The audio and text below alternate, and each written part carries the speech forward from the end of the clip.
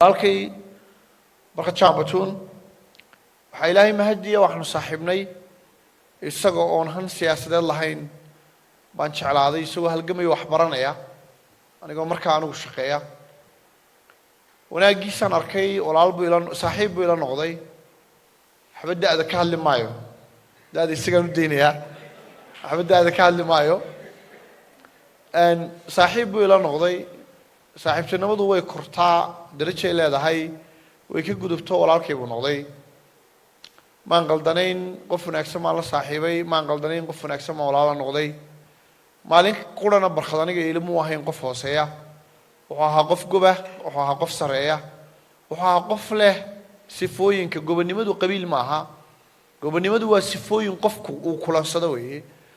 inta sife ee gob lagu noqdo ayaa barkad gundihiisa taalay waan aqbalay iyadoo dadka reer Soomaaliland maybe ay barkad u arkayaan markaa inuu yahay mid ka soo jeeda beelaha la haybsooco waligii uma arko inuu ka mid yahay kuwaas waxaan arkay mid nala siman nala kartiya nala aqli ama nagaba aqli badan waxaanu aaminsanayn in jidka dheer la marayo inuu mari doono isagoo isku kalsoon barkad alxamdulillah jidkaas uu maray isagoo isku kalsoon waxaanan taariikh kale ku suntaday ku calaamadsaday barkad inaan ahaa qofkii ugu horeeyay ee la jeclaaday inuu sharaxo waxa kale oo ku faraxsanahay barkad maalmo aanu xogaa inaan ku calooladeegay oo aan idhi barkadow wayna guuleysanaynaa maalin quraatana shakiga muu gelin barkad inuu soo baxayo dadka reer Soomaaliland qaar badan oo kamid ah ayaan taa rumaysnayn warwarsanaa oo walaacsanaa aniga saaxiibkay buu ahaa waa la soo xiriirayay waxa la igu lahaa saaxiibkaa muxuu iska lugoonayaa saaxiibkaa ma soo baxayo jawaabteedu waxay ahayd barkad uu soo baxayaa barkad uu guuleysanayaa barkad taariikh buu qorayaa waana dhacday taariikhdiina uu qoray alxamdulillah xogaayadu waa igu raacday laakiin alxamdulillah qof goba qiimo badan sharaf badan Soomaaliland ogahay inuu wax tarayo ayuu barkad yahay waxaan ogahay qof kasta xaafad kasta degmo kasta oo cod ka helay barkad inuu u hadli doono inuu booqan doono haddii sidaas sameyn waayna sidoo anigaba uu leeyahay waan la xisaabtamayaa waan la xisaabtami doonaa barkad uu garanayaa codka loo tirinayo barkad uu garanayaa codkaasi halku yaalo barkad warqadihiisa uu daabacan doonaa xaafad walba degmo walba gobol meel kasta oo cod ka raacay barkad uu tagayaa ama anaga geynayna hadduu ilaawa anaga xasuusinna si isaguba anaga amaanada noo xasuusin doonay waxaan dadkayga u ballan qaadnay marka dadka reer Soomaaliland waxaan u sheegayaa codka qiimaha leh barkad siiyeen waxay siiyeen qof ku haboon ana aqaan anaga safar la galay anaga la cunay anaga la joognay marka barkad walaalkay isagana intaas aan u hibaynayaa waana ku faraxsanahay walaalkay barkad inaanu taariikhda aan wada qorayno isku habeen waxaan ilaahay ka barayaa taariikh kale oo tan ka weyn maalin kale oo maalintan ka duwan inaanu taariikhdan taariikh ka weyn aan wada sameeyno insha Allah ta'ala waxa timi aniga iyo waxa la iga filayo iyo waxa la iga sugayo Sheekh Aadan baa caaw halka fadhiyo waa nasiibkay waxa soo afmeerantay xoolo umadeed oo la iska cuno anigu cuni maayo qof cunayana u saxiix maayo haddaan xilka ku waayo magaalada Hargeysa haddii Ilaahay gacantayda soo geliyo cashuur dambe oo lagu ciyaaraa ma jiri doonto cashuurtu khasaday ku jiraysaa ama waxba lagu qabanaya inta xigmadu fadhidaana waa intaasoon cashuurta qofka marka laga qaado khasaday tagaysaa waxay ka soo baxaysaa iyadoo wax loogu qabanayo خلاص insha Allah ta'ala dadka iyo way kala xiriir furmeen dawladda hoose Hargeysa xiriirka waa la soo celin doonaa shaqana waynu wada qaban doonaa Hargeysana waynu wada bedeli doonaa Hargeysa qorshaheeda inaan dejino annagana laga rabaa wixii ay cashuurtu goysanaan qabana annagana laga rabaa qabiyadu si inta way ka badan tahay in la wada qabtay u baahan tahay in la wada shaqeeyo u baahan tahay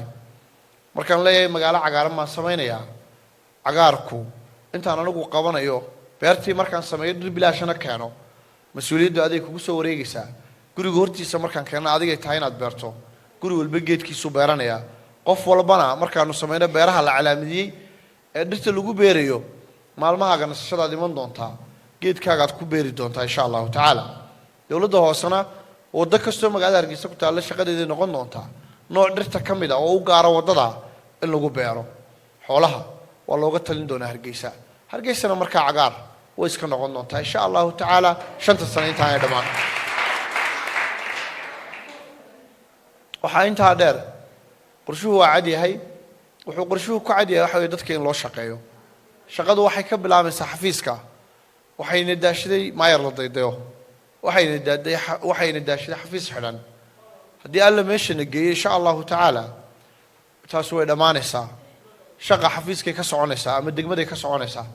degmo la iska xidho 12 kuna dhici mayso afarta galmo lagu shaqeyn doonaa insha Allah taala shaqaalaha dawladda hoose haddii alla noo keeno nin isariyo mooyaane la eri maayo meesha shaqa la iska rabaa 5 sano la haystaa waxa la ballan qaadina way farabadan yihiin waa in la shaqeeyo hadiya habeen ninkii aan hadiya habeen shaqeyneen ilaahay baa reebo waa iska tagayaa daacad baa la rabaa amaanado la dhowraa la rabaa haddaad ilaalin weydo xatooyo samayso in lagu eriyo kaliya maaha aniga intaan maamulka hayo xabsi baa ku dheer ilaa xoolaha umada laga soo celinayo waayo anba cuni maayo adna cuni mayso xalaalsan mayso insha Allah taala gulihii deegaanka Yaasiin baa ka jooga way soo afmeermi doontaa in dhul lagu mashquulo dawladda hoosana dawladda hoose dhulka ma noqonayso waxay noqonaysaa dawladda hoose adeega bixinaysay waxbarashada asaasiga ahayd baana laga rabaa caafimaad baana laga rabaa garoomo kubadeed baana laga rabaa waddaana laga rabaa dhirin la beeraa la rabaa hooyada baahan ee saboolka ah ee cashuurta ku waajibeen waxay cunto in la gaarsiiyo inay heshaa la rabaa hawshu waa weynta way balaaran tahay insha Allah taala waa u diyaarsanahay anagu intayada waa qabanaynaa insha Allah haddii filitaanka dadalka ayaga haddii filitaanka iyo waxaanu qaban karaynaa ay kala bataan waxaad ogaan doontaan inaanu dadaalaynay waxaad ogaan doontaan inaanu shaqeynay saacada aan weligin laydin shaqeyn waxaad ogaan doontaan inaanu daacad u nahayn waxaad ogaan doontaan inaanu cashuurtiina idin ilaalinay haddiise waxaad naga filayseen iyo waxaanu qabanaa ay kala bataan waxay kala bateen anagoo dadaalayna waxay kala bateen labadaasi anagoo dadaalayna ilaahayna subxaanahu wa tacaala daacadda ma iilo Allah ayow nin daacada Allah ayow nin daalina deeqdaada hawsi waan idin ducaynayaa rajada hal la weyneeyo dalkeena waa wanaajisanaynaa magaaladeena waa dhisanaynaa reer Soomaaliland waxa idin dardaarmaya walaalnimaan idin dardaarmaya qabyaalaan baan idin dardaarmaya qoloqolado la iska daayaan idin dardaarmaya haddaynu intaas sameeyno waynu noqon karaynaa qaran wanaagsan haddaynu intaas sameyn weynana waynu kufaynaa haddaynu kufnana waa laga yaabaa inaynu soo kici weyno waynu soo samirnay 30 sanadood bay maraysaa 30 sanadood wax ka badan lama samri karo lama gaajoon karo waa la soo gaajooday waa la soo samray magaalo foolxun waa lagu noolaa wada la'aan waa lagu soo noolaa 30 sano oo la dhamaaday dhamka dhamaaday waxa la doonayaa ama isbedel ama Soomaaliland way istaagaysaa marka insha Allah isbedelkan ku toosana sheekha inoo ducayn doona hadalka inta dhaafin maayo dambigiina Allah dhaaf ilaahay baan idinku dhaashay taageeradu way dhamaatay ducada soo miisa wassalaamu alaykum wa rahmatullahi wa barakatuh